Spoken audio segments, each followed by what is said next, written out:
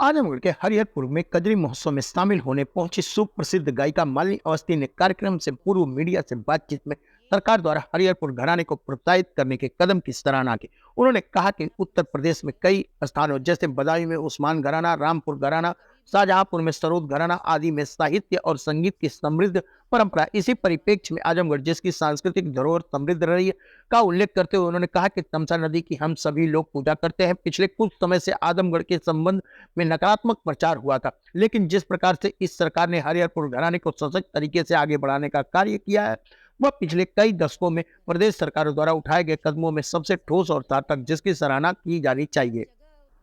उन्होंने कहा कि जिस प्रकार से हरिहरपुर के कलाकारों को प्रेरित किया जा रहा है, यहाँ विद्यालय की स्थापना की गई, ऑडिटोरियम बनाया गया और संगीत की शिक्षा दी जा रही है, यह एक बहुत ही अच्छा कदम है। इस बात का प्रमाण है कि सरकार आगे बढ़कर क्या कर सकती है।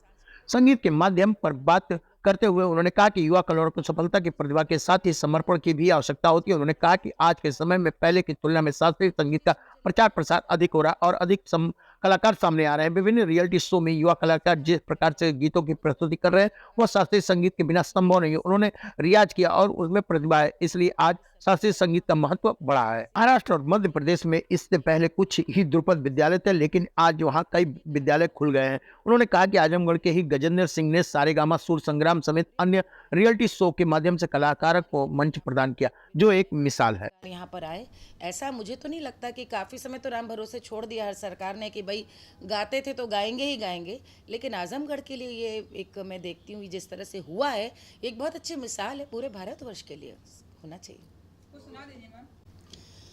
पिया मेहंदी ली आए द मोती झील से जाय के साइकिल पे ना, पिया मेहंदी ली आए द मोती झील से जाय के साइकिल पे ना, पिया मेहंदी ली आए द छोटी ननदी से पिसाए द हम लगा लेबे काटा और कील से जाय के साइकिल पे ना, पिया मेहंदी ली आए द मोती झील से जाय के साइकिल पे ना।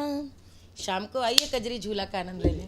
धन्यवाद जी जी। तो क्या लगता है कि उससे कितना प्रभावित होना, और युवाओं के ही लिए हम चाहते हैं कि आपका मोटिवेशन क्या है? मैंने इतना कुछ युवाओं के लिए तो बोला, आपको लगा नहीं बोला मैंने? युवाओं के लिए तो मैं कह रही हूँ, जब डिजिटल में आपका अगर सही है, हम लोगों का भी प्रयास रहता है, लेकिन जुड़ते नहीं, उसके लिए क्या करें? लगन बोला मैंने, और क्या मैं कह सकती हूँ। ये देखिए भीतर से होता है। जिस कलाकार में भी मैं ऐसे एक से एक अच्छे कलाकारों जानती हूँ जिनमें इतनी प्रतिभा थी, इतना अच्छा गाते थे, लगन नहीं थी, थोड़ी सी सफलता मिली, वहीं पर प्रसन्न होकर के छोड़ दिया रास्ता। तो क्या लगन की कमी के कारण ही विलुप्त हो रहा है क्या शास्त्रीय? नहीं, ये मैं नहीं कह रही हूँ। किसी भी कलाकार में आगे बढ़ने के लिए लगन चाहिए। मैं तो नहीं मानती। मुझसे आप पूछे तो भारतीय शास्त्रीय संगीत का पहले से ज़्यादा प्रचार इस समय है। पहले तो जिन घरों में शास्त्रीय संगीत की शिक्षा बालिकाएं या बालक लेना चाहते थे, तो वहाँ पे घर में आपको भी याद है कि किस प्रकार से, किस दृष्टि से देखा जाता। आज बड़े अभिमान के साथ माता पिता अपने बच्चों को शास्त्रीय संगीत सिखा रहे हैं और प्रेरित कर रहे हैं। पहले की अपेक्षा आप जाकर के मुझे लगता है यदि आप महाराष्ट्र में देखें, मध्य प्रदेश में देखें, ध्रुपद के पहले 2-3 संस्थान थे, कितने संस्थान खुल गए। ये आगे सफ़र वही तय करेगा जिसमें लगन रहेगी, मैं ये कहना चाह रही थी। और पाश्चात्य संगीत हो या फिल्मी संगीत हो या रियलिटी शो हो, आप इस बात को समझिए, कभी भी किसी भी माध्यम को संगीत का शत्रु मत मानिए। सभी नदियों की अलग धाराएं, जाना वहीं समंदर में है। रियलिटी शो में भी आप देखते हैं बच्चे शास्त्रीय संगीत सीखे हुए आते हैं, वहाँ भले फिल्म का गाएं, वहाँ भले कव्वाली गाएं, भले वहाँ ठुमरी गाएं, सुन के आप भी दांतों तले अंगुली दबाते हैं कि वो बिना रियाज के बच्चा ऐसा नहीं गा सकता। तो उसके पीछे शास्त्रीय संगीत की ही तालीम है।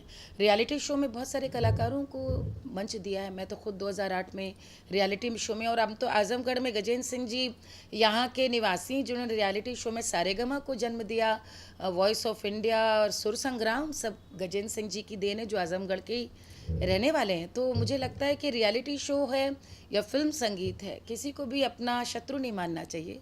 सबकी अपनी इच्छा है, कोई शास्त्रीय संगीत सीखे, कोई भजन संगीत में जाए, लेकिन संगीत इतना याद रखिए 2 ही तरह का है, सुरीला या बेसुरा। अच्छा गाइए, अच्छा सुनिए, यही कहना है। सरकार को और बेहतरीन करना